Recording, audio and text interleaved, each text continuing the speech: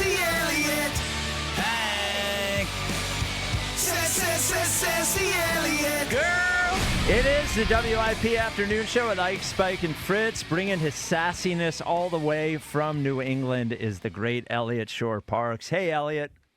What up? How you guys doing today? Well, better now that we know the Eagles won the practice. That is your official statement, right? 1-1 this week. Yes.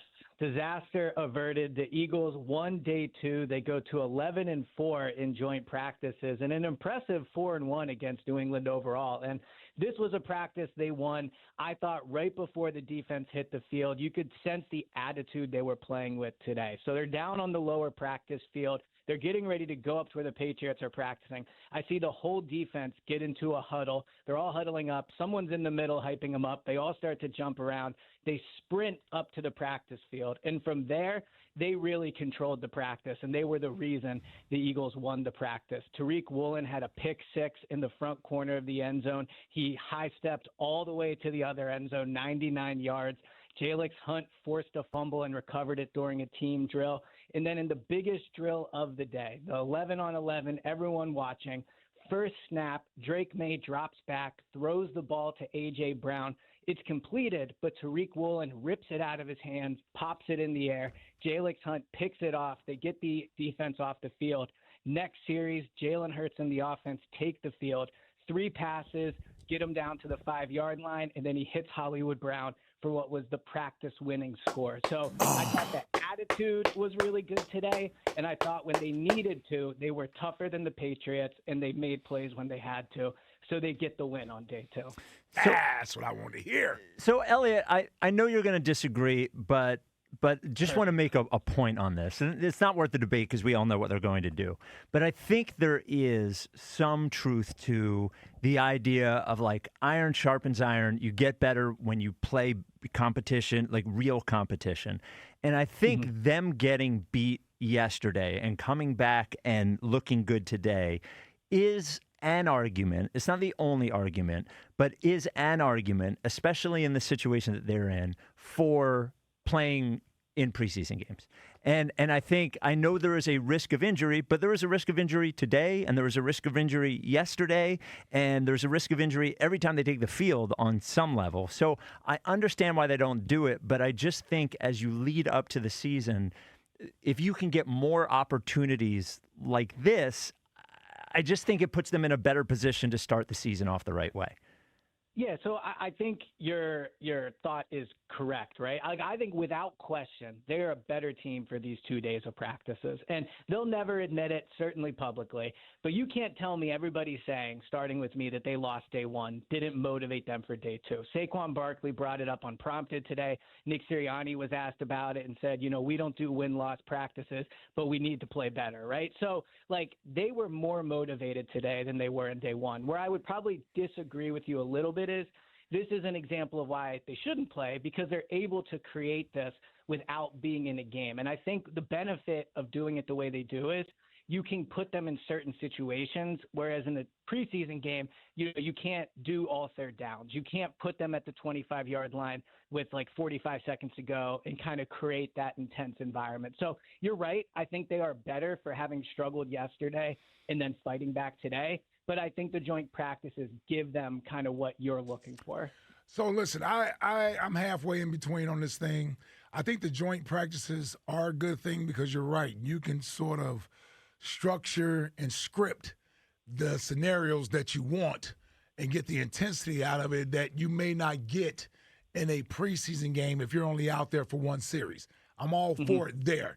Where I push back is this idea that not playing in the preseason game for health reasons is ridiculous, because by all accounts, it seems like there could be more intensity and opportunity for injury in the joint practices if you're constantly going up against each other and you're competing against that guy, giving full effort, than it would be in a series or 2 at the most that you would be in a preseason game from a health standpoint. Like, in other words, you're more at risk for injury in the joint practice than you are in a short stint out there for a preseason game. Yeah, I think that's a fair point. And, obviously fans, unfortunately, weren't able to watch us today. Although I will say there was a fair amount of Eagles fans. When Jalyx Hunt intercepted the pass that, kind of ended practice, there was a large Eagles chant from the crowd. So there was like a good turnout of Eagles fans. But you're right. I mean, this was an incredibly intense practice. Jordan Mailata said afterwards they needed to do less boxing and play more football. So I do think playing in these joint practices probably puts them at risk a little more than a preseason game would. Because a preseason game, now look, maybe it would have more intensity if all the starters played, but we all know those are not intense games, right? Like the stadium's half full. Like it is what it is. Like, well, and the guys are looking to get. The guys are actually looking to get out of there more than they are competing. They want. Once you tell a guy all you have to be out there is the first series, he's like, well, let me get out of this series and make sure I don't get injured in this series. Versus, I'm going out here trying to do something impressive on the first drive. Yeah, no, I agree. Now, look, I think that the record speaks for itself. Like, I think Nick Sirianni is 14-2 in the first month of the season. So I think they have found a way to get it's a good to balance. the start of the season, win games. And but look, but to what you guys are saying, like, what they went through the last 2 days, if you could duplicate that, like, in the preseason, then, I think it would be worth it, because I think these 2 days were good, but it's just hard to do. Yeah, I think the solution, and we don't need to, because I want to ask you about AJ, but, like, the solution might be maybe it's 3/4 of a preseason game, and maybe instead of a fourth quarter, you have situational matchups between the two first teams. Yeah. And you just orchestrate that. Why not? Just do what you did here and give them. The tough part is putting the plays on film. That's the other thing, too. Oh, right. That's the other thing. Yeah. God forbid. No one's ever seen this offense, so we. Well, I know, under center. Wait till Washington sees it. Yeah, I know. Every time they say they don't want to put anything on film, I'm like, I'm sorry, you're like the 17th team that's running this. It's like, what do you think? Are you 3-quarterback offense? Like, what are you doing? What are you doing different? Yeah, is this Chip Kelly or something? So let me ask you this about AJ. Well, first of all, how did AJ play today? AJ was awesome. AJ had a really good day. Now, he obviously had the big error at the end of the game where he caught the ball and Tariq Woolen ripped it out of his hands, and that certainly matters. But he was dominant to start practice. Like, he went up against Quinyon, and I think on 4 straight reps. Now, it was some version of 1-on-1 or 2-on-2, which is a very tough drill for the defensive back. But he scored on 4 straight plays. And also, I thought that yesterday, he was, until the end of practice, I thought pretty, like, not much emotion, right? Like, you couldn't tell that it was a special practice for him. Today, that kind of finally broke through. He caught a touchdown in 11-on-11, really tight coverage from Quinyon Mitchell. It was just a great play by A.J. Brown. And afterwards, he, definitely showed emotion. He went over to the crowd, kind of hyped him up. So he was awesome today. Like, no question. We'll see how the season goes, but watching him for 2 days, like, the Eagles could use a player like A.J. Brown. Well, okay, and I'm glad that you brought that up, because the crush that you and a lot of the other beat writers have on AJ, in that so here's what I thought, given all the reports of the last 2 days, because it's not just you saying he's been awesome. Everybody has said he's been awesome.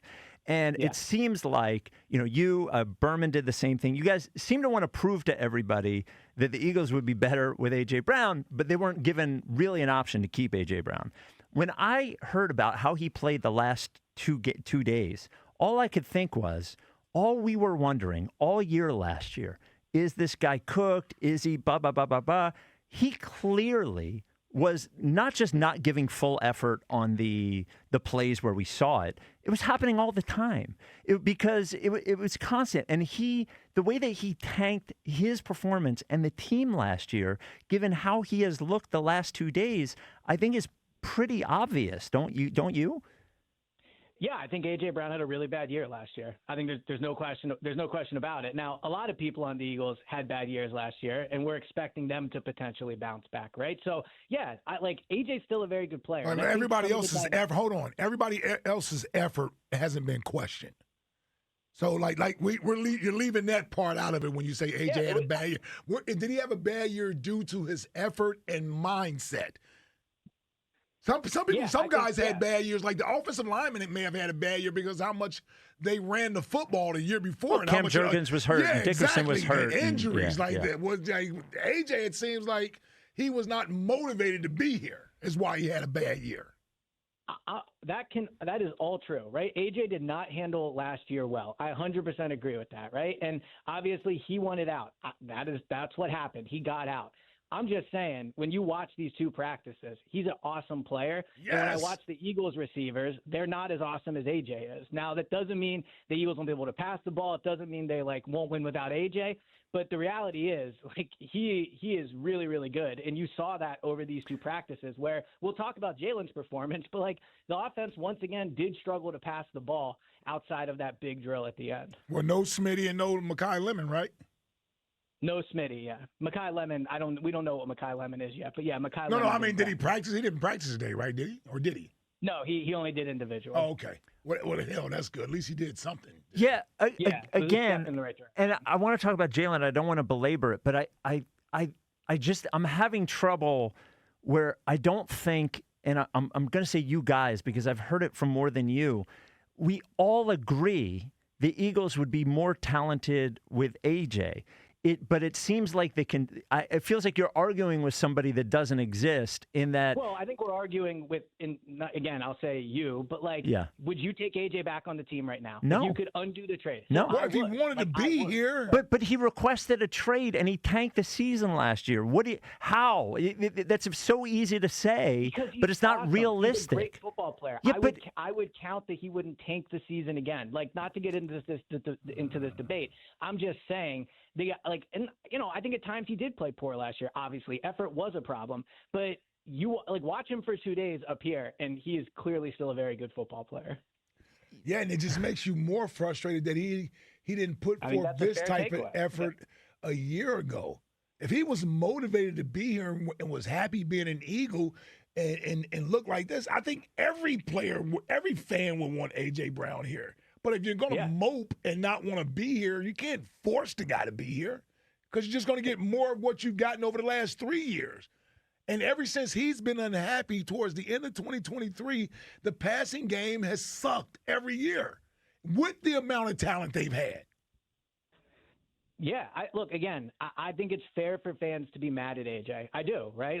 I think the way he handled last year was not good all the time. Obviously, there was that locker room session at the end of the year, which was very impressive. But outside of that, he did not handle last year good. I agree with you. Fans can be mad at him. That doesn't change the fact he's still better than any receiver the Eagles have. I don't think that's ever been in question. No one's doubting that. Yeah. Yeah, okay, then we all agree. Yes, but we don't because whatever. Next time you're here, we'll talk about it. We didn't really talk about Jalen's day at all. How was Jalen's day? So the offense for the first, I would say, 4 or 5 team sessions really was a roller coaster, really up and down. So the first throw of the day was intercepted. It was a pass to Hollywood Brown, probably about 5 yards over the middle. I thought he threw it into super tight coverage. As a result, it popped up and it was intercepted. Followed that up with a touchdown to Dallas Goedert in the back of the end zone.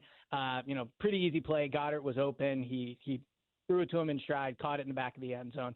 Followed that up with another interception, this one to Dontavian Wicks, towards Dontavian Wicks, I should say, in the front corner of the end zone. The Patriots defensive back jumped in front of Wicks.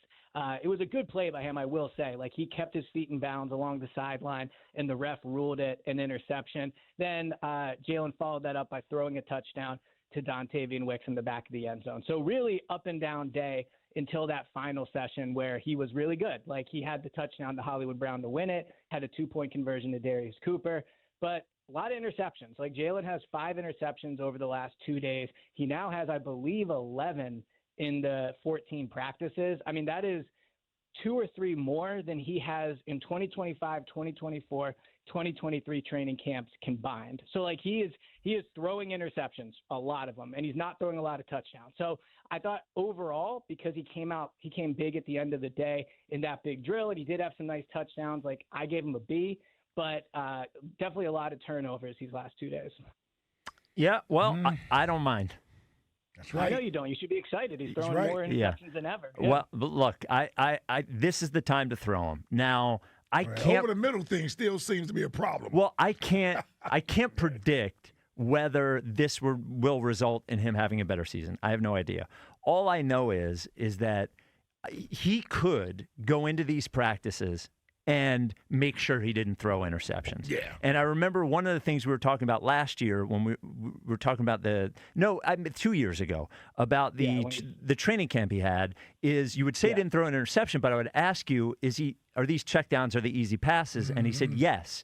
So he could do that here, but that's not what he's doing. So I give him credit for going in feet first and not worrying about any of this and giving his best shot to this. Now, we'll see if it works, but I do give him credit for not fearing this. Well, here's the thing. There is no way he will stick with this if he's turning the ball over at this rate. No, but I don't.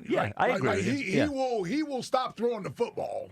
Yes, like over the middle of the field. Yeah, he's just not going to do it. Yeah. Hopefully, if he's turning the ball over, he's going to stop doing it. Hopefully, when he has, here's what I hope. I hope that Jalen is throwing the ball where he's supposed to throw it, trusting in his receivers, and hopefully by the beginning of the season, when hopefully Devontae is back and everyone has had more reps, then he will be better at it, they will be better at it, and they will have all been better for this. Or maybe they just can't do it. Like, I have no idea. Yeah. But that is what I hope. So, all right, Eliot. So when do you head back? Do you take a train or did you fly? How'd you get up there? So I'm catching the train. There was a lot of debate between the writers as to what the more efficient path was, but I'm doing the train tonight. So I already have a Go Birds pod breaking down every single rep Jalen took in the feed, and you'll have the daily tomorrow. So do a little more work before I head home. There you go. Subscribe to the Go Birds podcast wherever you get your podcasts, and of course, Eagles Insider. Wait, Go Birds Insider. Go to GoBirdsInsider.com to sign up to message Eliot directly. He'll be on the train all night, so he'll have nothing better to do than to respond to your messages. I wanted to ask you about the Eagles Mount Rushmore that was voted on by everyone, what you thought of it. I don't know if you heard. The Mount Rushmore is voted on by listeners and by WIP staff. Is Brian Dawkins, Reggie White, Jason Kelce, and Lane Johnson. So it's not my Mount Rushmore, so obviously I disagree with it. I think Lane does have a strong argument to be on it. Like he just over Kelce. Does, right? See, it's tough because I think Lane does have some of the attachment to Philly the way Kelce does. He just doesn't have it as much. I mean, Lane's been a better player than Kelce, I would say, right? He's won 2 Super Bowls. Has Lane been a better player than Kelce? I was going to say, I mean, I think Kelce's been all-pro more than Lane. I think Kelce has a stronger Hall of Fame case than Lane does at the moment. Interesting. Yeah. I mean, yeah, you might be right. I mean, I think about Lane being viewed as one of the best tackles in the league for pretty much the entirety of his career. I guess a few years at the beginning, maybe not. Kelce did kind of have a downswing. I mean, the obvious thing I disagree with is Reggie, and I think Jalen should be on it. Well, that's the other thing. Well, the Reggie thing is just Jalen's silly. the best quarterback in franchise history, so you can't not have the best quarterback in franchise history on Mount Rushmore. Well, that's debatable, but I think he certainly represents this era of Eagles football, and I just look at it through the eras. I think you choose between Kelce, Lane, BG of that era of football. If you want to go with Kelce, I'm okay with that. If you just said Lane, I wouldn't have had an argument with that, but I wouldn't have both of them there. I would have Jalen on because he's the face of this era of Eagles football. I think Dalk was the face, or Donovan. You can make that argument, but Dalk is a Hall of Famer. He's the face and best player of my era of Eagles football. And despite what you may think, Reggie White is the best player, arguably in the history of the franchise. I mean, he's arguably the best player in the history of the franchise. So here's a question. Here's a question for you guys. If you could include non-players, you can. Howie Rose. Oh, yeah. No, I know you can't. Yeah. I know you can't, but I'm asking. No, you can. No, you can. No, you can. They could have. Yeah. Howie was on 15% of the ballots. He was on 27% of the staff ballots. And we talked about that. Yeah, Howie, you could choose Howie to represent that era versus if you don't want to choose or you're between Lane and Kelce and all those guys. Yeah, Howie is a great pick. Yeah. Is he the only non-player that would have an argument to get on their team's Mount Rushmore? Like, is there a Sixer, a Flyer, or a Philly that didn't play that you think would have an argument? Oh, not Charlie, a Sixer. maybe. Yeah, I was going to say not but a I don't Sixer. think so. I don't think not. so. Yeah. Yeah, I wouldn't. I mean, Charlie, you could mention. And there's no other front office people, right? Rube? Probably no Sixers. I mean, maybe Gansey after this offseason. Yeah, we'll see. We'll see. Yeah, no, I know. And the just for what it's worth, Pro Football Reference does Hall of Fame probability. Yeah. And they have Kelce about twice as probable as Lane at the moment. Oh, really? Yeah. Wow. Well, Yeah. I had Kelsey on mine, so I had Kelsey, BG, Dawkins, and Jalen. I think that's the correct 4. Without Reggie White. Okay. Get home safe. Yes, get on. I will. Get home safe. There he is, the great Eliot Shorr-Parks.